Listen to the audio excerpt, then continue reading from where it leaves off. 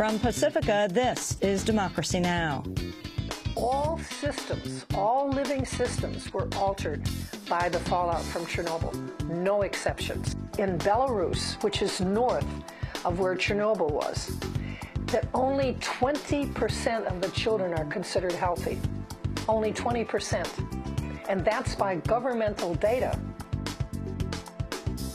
25 years ago today, a deadly explosion at the Chernobyl nuclear plant, the worst nuclear disaster in history. Today, a quarter of a century later, the world faces a new nuclear catastrophe in Japan. What lessons have been learned? What's next? Then major U.S. weapons contractor Honeywell pleads guilty to illegally storing hazardous radioactive waste without a permit. Now workers who helped expose the problem say the company wants to bust their union. And we'll go to London to speak with David Lee in London for more on the newly released WikiLeaks documents on Guantanamo. Also, whistleblower Daniel Ellsberg on the ongoing imprisonment of Bradley Manning. We have an act of free speech, of free press, of informing the public, an act in search of a crime, in search of a law that would call it criminal. No one had ever been prosecuted for what I had done then, revealing top secrets. There had been many leaks in the past, then as now, and no one had ever been prosecuted. I was the first. All that and more coming up.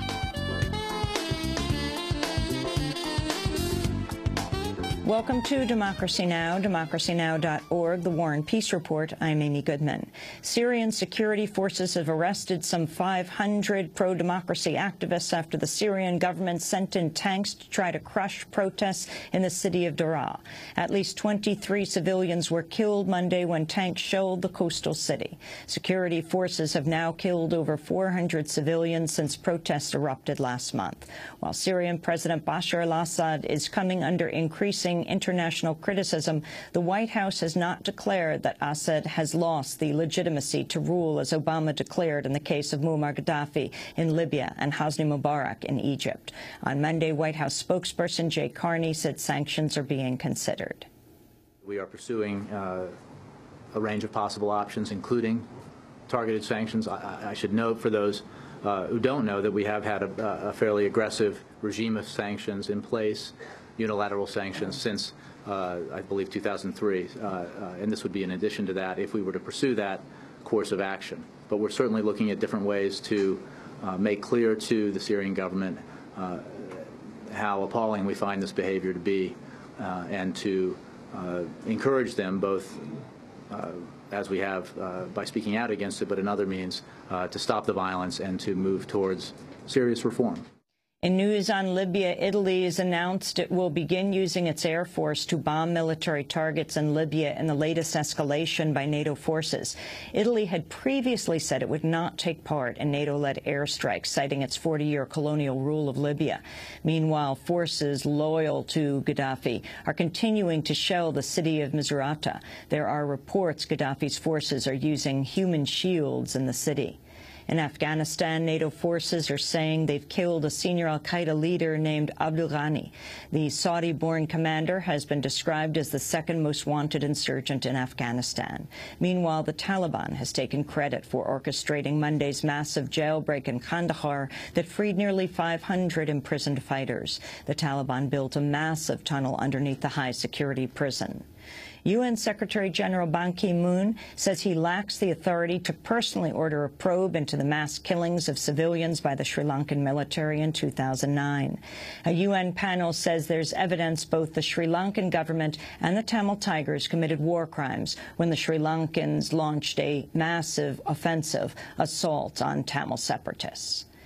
The White House is publicly criticizing news organizations for publishing leaked files about Guantanamo that were first obtained by WikiLeaks. The documents reveal the U.S. has held 150 innocent men at the base. Jay Carney is the White House press secretary.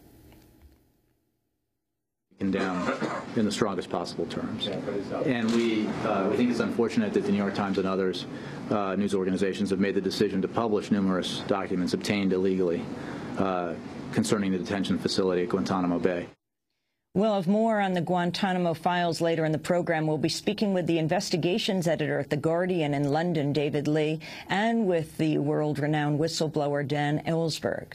A new report is warning that soaring global food prices could threaten to push 60 million Asians into extreme poverty. According to the Asian Development Bank, domestic food inflation in developing Asian nations hit 10% at the start of this year as the price of wheat, corn, sugar, dairy products and meat soared.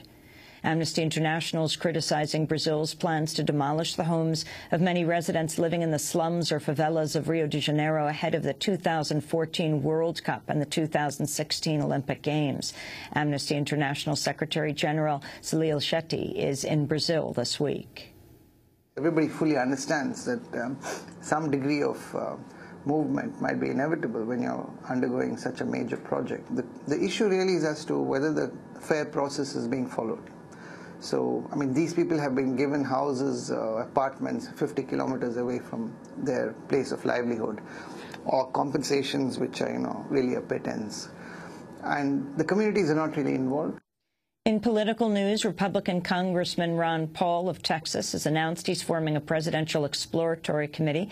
Meanwhile, Mississippi Governor Haley Barbour, the former Washington lobbyist, surprised many Monday by announcing he will not run in the 2012 presidential race. The National Labor Relations Board's preparing to sue the states of Arizona and South Dakota over state laws that require workers to hold secret ballot elections before a company can be unionized. The NLRB says the state laws conflict with federal law that gives employers the option to recognize a union if a majority of workers simply sign cards, a process known as card check.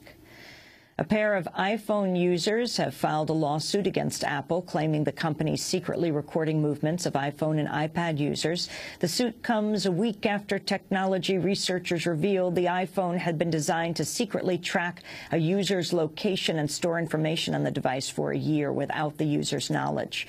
Attorney Aaron Mayer said, quote, "We take issue specifically with the notion that Apple's now basically tracking people everywhere they go. If you're a federal marshal, you have to have a warrant to do this kind of thing, and Apple is doing it without one." Residents of Texas City, Texas, have been ordered to stay inside their homes after oil refineries run by BP and Marathon Oil, as well as a Dow chemical plant, lost power last night. Local residents were ordered inside to avoid breathing smoke from the refinery's flares. A small fire broke out at the BP refinery after the power outage, but workers at the facility were able to extinguish it. No injuries were reported. In 2005, an explosion at the Texas City BP refinery killed 15 workers. Last year, BP allowed 538,000 pounds of chemicals to escape from the refinery without telling local residents. Immigrant rights advocates are calling on New York Governor Andrew Cuomo to formalize and expand an immigration pardon panel established last year under former Governor David Paterson. The panel was designed to allow immigrants the opportunity to defend themselves from being deported.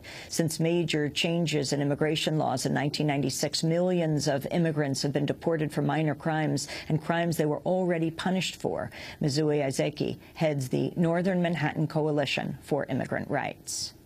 You're funneling people into a system where they have no way to get out. It's a mandatory deportation, and this is a system that needs to be examined very critically. And so we're calling on Governor Cuomo, to institute this pardon panel that would allow at least many immigrants a second chance to be like, look, this is my life. I've rehabilitated. Would you please give me another chance? And I think it's important to remind people that this is basically a premise of our society, that you should not be punished doubly for something that you've already done your time.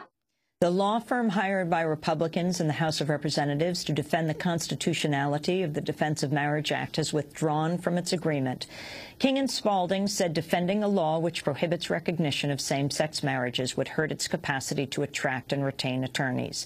The attorney hired to lead the case, Paul Clement, resigned from the firm following the decision. Clement served as Solicitor General under President George W. Bush.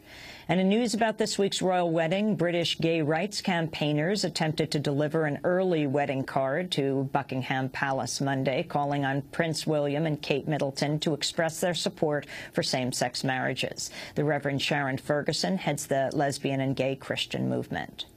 What we want is for gay couples to have the right to be able to get married, and for straight couples to have the right to have a civil partnership if that's what they wish. So we've already lodged our application with the European Court of Human Rights, and today we are here to present a card to Will and Kate, wishing them all the best on their upcoming nuptials, and asking them to please support the fact for gay people to be able to also get married. I want to be able to marry my partner, and at the moment I don't have that opportunity. And those are some of the headlines. This is Democracy Now!, democracynow.org, The War and Peace Report. I'm Amy Goodman. It was